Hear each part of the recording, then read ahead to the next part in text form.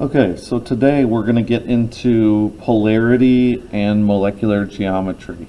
You talked about this, or we talked about this a little bit when we were talking about bonding and types of bonds. But a polar molecule is a molecule that has an uneven distribution of electrons. So you think of like the North Pole and the South Pole on a magnet or maybe on the planet. So a polar molecule has a positive side and a negative side, partially positive, partially negative side. And that's because of one atom or element pulling harder, having a greater attraction of the electrons than another. And then a nonpolar, in contrast, a nonpolar is an even distribution of electrons, which makes sense because it's just the opposite of polar. So things you're looking for when you're talking about polar molecules would be lone pairs on the central atom. That's going to give you a good clue as to it being polar, usually lone pairs on the central atom. And then you're also looking for asymmetrical molecules. Because asymmetrical are usually going to be uneven and therefore are going to be polar. So I'm going to do a couple examples of this. Here's NH3. So if we draw the Lewis structure for NH3, N has 5 valence electrons, nitrogen has 5, hydrogen has 1 times 3, which would be 8. So we get to use 8 valence electrons. It's going to be arranged like this, with the N in the middle and the 3 H's around it. We add the bonds. Give the outside the octet, but in this case hydrogen doesn't need an octet because hydrogen just needs 2. And then the last 2 are going to go on the central atom. Okay. So from here you can determine whether it's polar or not. So I see that the lone pair on the nitrogen there's a lone pair on the central atom, which is going to make this polar. Nitrogen is also very electronegative, so it's going to pull electrons towards itself away from the hydrogen. So in this case, the nitrogen is going to be partially negative and the hydrogens will be partially positive. So this molecule is polar. Okay.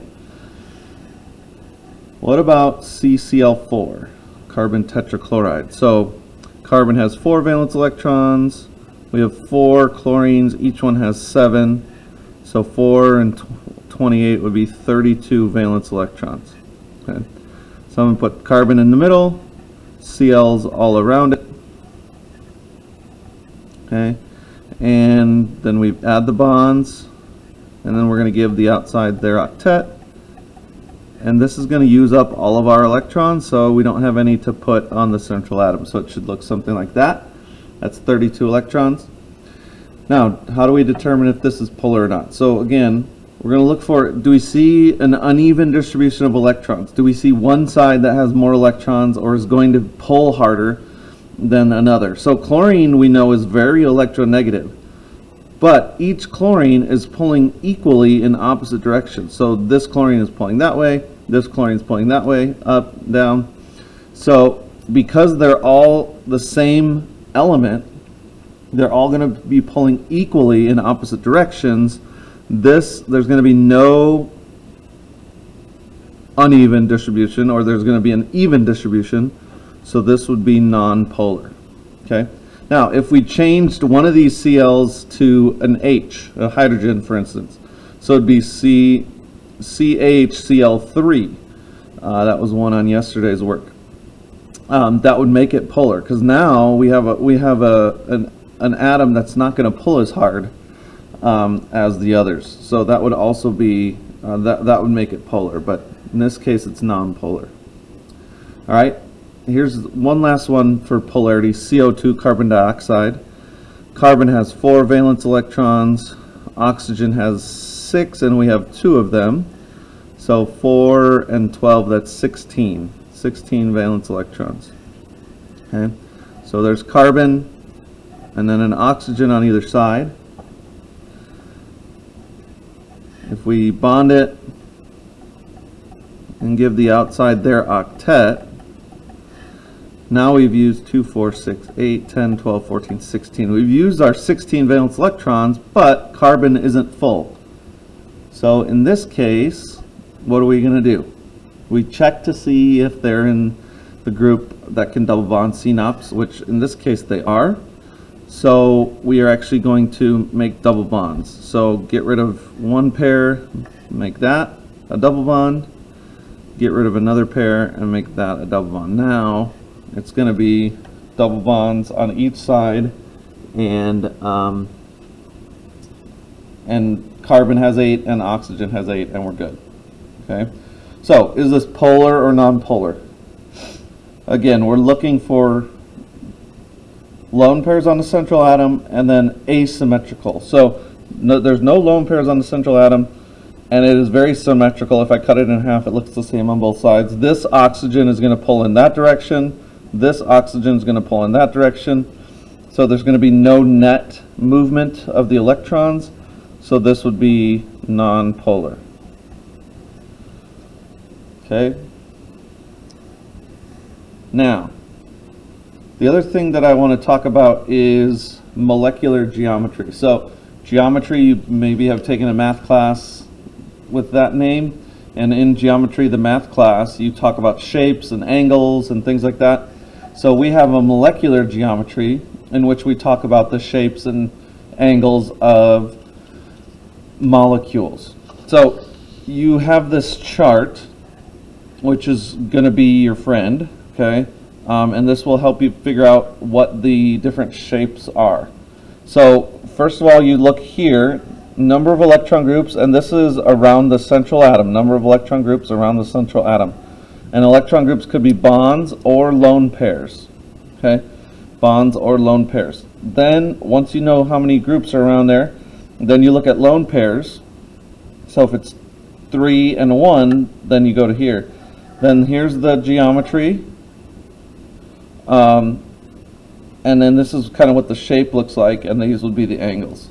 So let's do it for these ones that we just did. So let me move this over. So we have NH3, and I look at the electron group. So around NH3, let me focus this a little better. Is that okay? So around NH3, I have 3 bonds and 1 lone pair. So that's 4 groups of electrons. So I have 4. Then I have 1 lone pair, 4, 1. So that means that this shape is trigonal or trigonal pyramidal or pyramid. So you can imagine like a 3-sided pyramid or like a tripod kind of, and it kind of shows here. Here's the 3 atoms, and then this is the lone pair up here. Okay, trigonal pyramid. All right, now on the next one, in this case, around the central atom, I have 4 bonds, so 4 groups of electrons, and there's no lone pairs on the central atom. So 4, 0, 4 groups, 0 lone pairs. So that would be tetrahedral. So this shape is tetrahedral. Okay,